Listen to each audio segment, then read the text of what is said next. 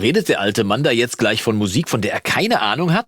Berechtigte Frage, aber Musik hat ja erstmal kein Alter und die Prinzipien von Musik, die sind überall gleich. Vor allem das, was ich dir jetzt gleich verrate, denn ich habe beim Hören von Nina Chuba und ihrem Song Wildberry Lillet einen der einfachsten Tricks beobachtet, der auch deinen nächsten Song und vor allem deine nächste Gesangsaufnahme auf das nächste Level heben wird. Garantiert. Hi, ich bin Jonas vom Recording-Blog, der Dad, der mal in einer Band war und den Kindern alles beibringt.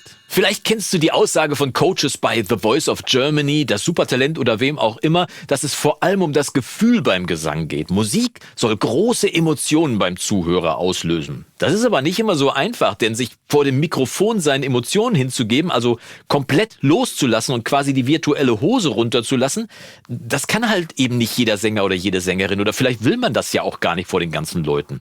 Ich habe mal die Erfolgsproduzenten Wolfgang Stach und Moses Schneider gefragt, wie sie mit SängerInnen umgehen, die sich schwer tun, echte Emotionen in ihre Performance am Mikro einzubringen. Und das kam dabei raus. Du hast gerade gesagt, Hose runterlassen. Ist natürlich ganz, ganz schwierig. Du kannst einen Song schreiben, es kann der traurigste Song der Welt sein, aber es gibt ganz viele Sänger, die den Song dann einfach nur singen. Also Text mit Melodie versehen und den aber wirklich zu meinen. Und ist aber manchmal das Beste.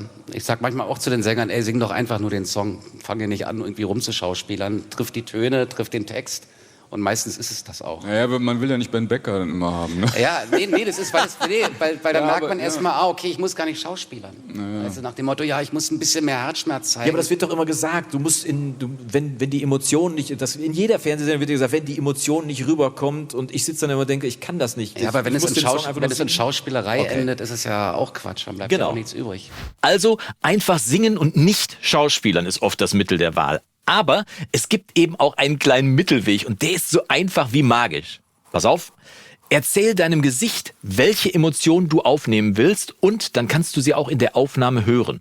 Das klingt erstmal esoterisch, aber ich habe ja am Anfang nicht umsonst von Nina Chubas Wildberry Lillet gesprochen. Das gibt's also gleich als Beweis dafür, dass dieser Trick definitiv funktioniert. Aber für dich und deine nächste Gesangsaufnahme lautet mein Tipp erstmal, mach beim Singen ein Gesicht, das der Emotion entspricht, die du gerade vermitteln möchtest. Also du musst dich nicht so fühlen, sondern nur dein Gesicht so einstellen, wie dir gerade diese Emotion ist. Bist du wütend?